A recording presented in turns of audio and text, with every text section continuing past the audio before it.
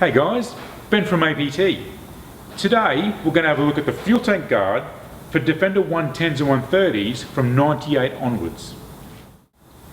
The guard. It looks big and scary, but it's quite straightforward. Let's have a go at installing it. This APT fuel tank guard is the key to protecting the only fuel supply you have, the fuel tank. We're reusing factory fitment points, so all we need are a couple of basic hand tools and you're on your way. So what do you get?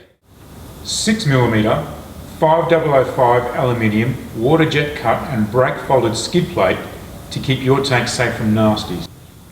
If you're running a sway bar, you'll also need these spacers. The APT Defender 110-130 fuel tank guard covers the entire tank from front to rear. For this install, preferably the tank will be as close to empty as safely possible. We need to remove the sway bar at the chassis mounts only. I'm going the easy route with some fun tools. 10mm spanner on the top side, 13mm socket on the bottom side.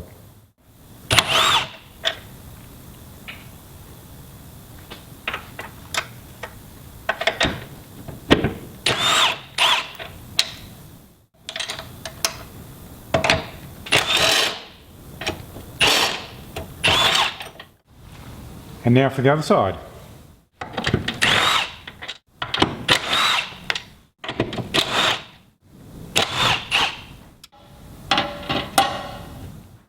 We'll need to temporarily remove the rear step as well. For this, we're going to use a 13mm.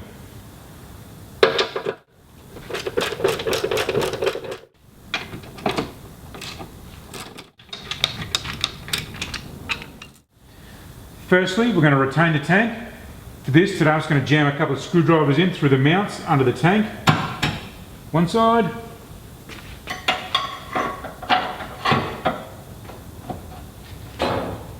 Other side. The APT fuel tank guard is designed to go over the metal retainer. With the sway bar and step out of our way, we can now work on the retainer. We need to back the rear of the retainer off first. With a 15mm socket, we'll attack these two nuts and wind them out so there's only about probably 3 or 4 threads still in contact.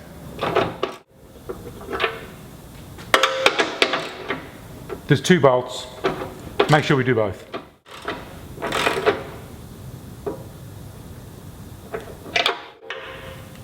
Now to the front.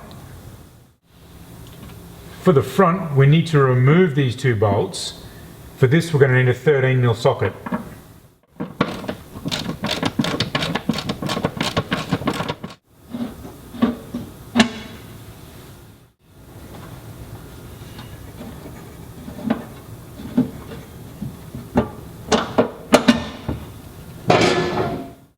With the 2 rear bolts loosened off and the 2 front bolts removed altogether, we should have something that looks a bit like this.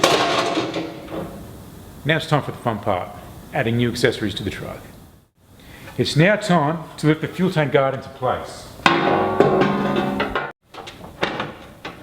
For the rear, we need to sandwich the fuel tank guard in between the retainer and the crossover. Now we've shimmered the fuel tank guard into place. We're going to restart these 2 front bolts. Then get that ratchet to work. Just started, we've got a little bit more work to do yet.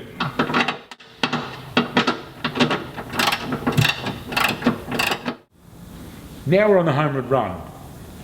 With the aid of a jack or a mate, we need to lift the fuel tank guard as high as possible into position before we start tightening.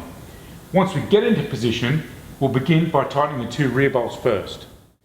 Now that the tank guard's raised into position where I want it, I'm going to knit these 2 off fully.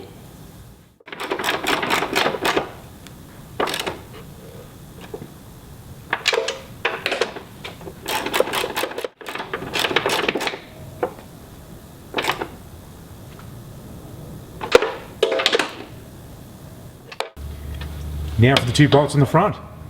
13mm socket again. Back into action. Let's do them up.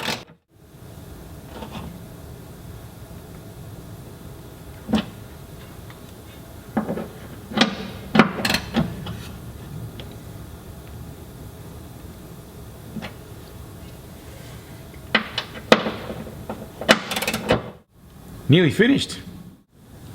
We should have something that looks like this. The fuel tank guard now securely in place. Now that it is in place, we can remove the two chocks. For the final leg of the journey, we need to reattach the sway bar and the rear step. When refitting the sway bar, make sure these links are facing downwards and aren't inverted.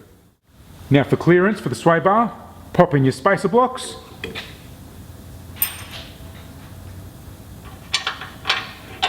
and get all your bolts started. Because these are suspension bolts, guys, make sure you do them up as tight as you can. Now for the rear step, goes back into its captive threads in the cross member.